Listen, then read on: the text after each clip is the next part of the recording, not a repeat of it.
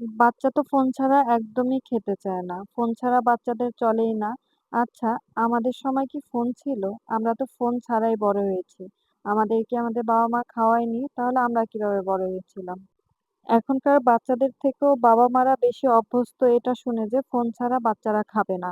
এটা বাবা-মার mentally setup হয়ে গেছে, তাই তো আমাদের বাচ্চাগুলোর চোখগুলো অকালেই যাচ্ছে। হ্যালো এভরিওয়ান, আসসালামু আলাইকুম। আমিও টার্গেট নিয়ে ফেলেছি। আমার মেয়েকে আমি আজকে সারাদিন ফোন ছাড়া রাখবো। ফোন ছাড়া আমার মেয়ের আজকে ১ম দিন। সকাল, সকাল আমার মেয়েকে ঘুম থেকে উঠিয়ে নাস্তা করে এই তো স্কুলের জন্য রেডি করে ফেলেছি। এখন সে চলে যাবে স্কুলে। স্কুল থেকে আসার পরে তাকে হচ্ছে শাওয়ার করে দিয়েছি। শাওয়ারটা করালেই বাচ্চাদের অনেক ফ্রেশ লাগে। তো শাওয়ার করাচ্ছিলাম আর ভিডিও করছিলাম। এটা নিয়ে সে অনেক মজা নিচ্ছিল। যে, "তুমি কেন ভিডিও করছো?" শাওয়ারের পরে বারবার বলতেছিল। কিন্তু আমি আজকে আপনাদের সাথে আজকে ফুল ডেটা শেয়ার করব, তাই ভিডিও নিচ্ছিলাম। শাওয়ারের শেষে আমি ওর জন্য ভাত নিয়ে এসেছি। আজকে ওর ভাতে ছিল শিং মাছ আর ডাল আর লেবু। লেবু আমি সবসময় রাখার চেষ্টা করি। এই তো ওকে কালার্স করতে দিয়ে আমি ওকে খাইয়ে দিচ্ছিলাম। আর ও সুন্দর করে কালার্স করতেছিল। তো ও এই বিষয়টা অনেক বেশি এনজয় করে। আর আমি ওকে ইদানিং খুব ও যেই জিনিসগুলা এনজয় করে ওগুলোই দিচ্ছি। ও কালার্স করতে ভালোবাসে। তো কালার্স এর বিভিন্ন জিনিস আমি ওকে কিনে দিচ্ছি যাতে ও এগুলো নিয়েই ব্যস্ত থাকে।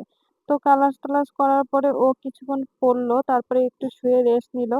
কিছুক্ষণ পরে ওকে আমি একটু জাম্বুরা দিলাম। জাম্বুরাটা ওর অনেক পছন্দ, তো ওকে একটু জাম্বুরা খেতে দিলাম। তারপরে জাম্বুরা খাওয়া শেষে আবার দুজনে মিলে একটু দুষ্টামি করতেছিলাম। আসলে বাচ্চাকে আপনি যত বেশি সময় দিবেন, বাচ্চা ফোন থেকে তত বেশি দূরে সরে যাবে। আমরা বাবা-মারাই তো ফোন নিয়ে সারাদিন ব্যস্ত থাকি। তাহলে ওরা কাদেরকে নিয়ে ব্যস্ত থাকবে বলুন?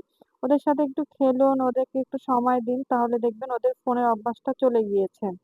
তো আমি ওর সাথে দুষ্টামি করতে, করতেই ওকে আ শোয়াই দিয়েছিলাম। ওকে বিকালে ঘুমানোর জন্য একটু ট্রাই করছিলাম। ওর বিকালে ঘুমানোর একদমই অভ্যাস নেই। ছোটবেলায় একটু বিকালে শুইতো, কিন্তু এখন আর বিকালে ঘুমায় না। তো অনেক বুঝিয়ে শুনিয়ে ঘুমালো। তারপরে হচ্ছে বিকালে ২ জনে মিলে একটু নাস্তা করে নিচ্ছিলাম। তো ওকে আজকে নাস্তায় আমি বার্গার বানিয়ে দিয়েছিলাম। তার আগে ও ওই যে মালটা খেলো, সেটাই বলছে। তো বিকালবেলা ওকে নিয়ে একটু বের হবো আমি। তো ওকে রেডি করাচ্ছিলাম। ও এই বিষয়গুলো খুব এনজয় করে। ঢাকাতে যেহেতু আমাদের খেলার জন্য কোনো মাঠ নাই বা কিচ্ছু নাই। তো বাচ্চাদেরকে নিয়ে একটু বের হলে বাচ্চাদেরও ফ্রেশ লাগে, বাবা-মারও ফ্রেশ লাগে। আজকে সারাদিন কিন্তু ও ফোন ছাড়া, আমিও ফোন ছাড়া। ফোন ছাড়া আমাদের ২ জনের একটা দিন। ও যে ফোনের কথা বলেছিল আমাকে একবারও আমার মনে পড়ে না। কারণ সারাটা দিনই ও আমার সাথে ছিল, আমি ওকে নিয়েই ছিলাম। ও একটাবারও আমার কাছ থেকে ফোনও চায়নি, কিছুই বলেনি। তো ২ জনে মিলে দুষ্টামি করতেছিলাম।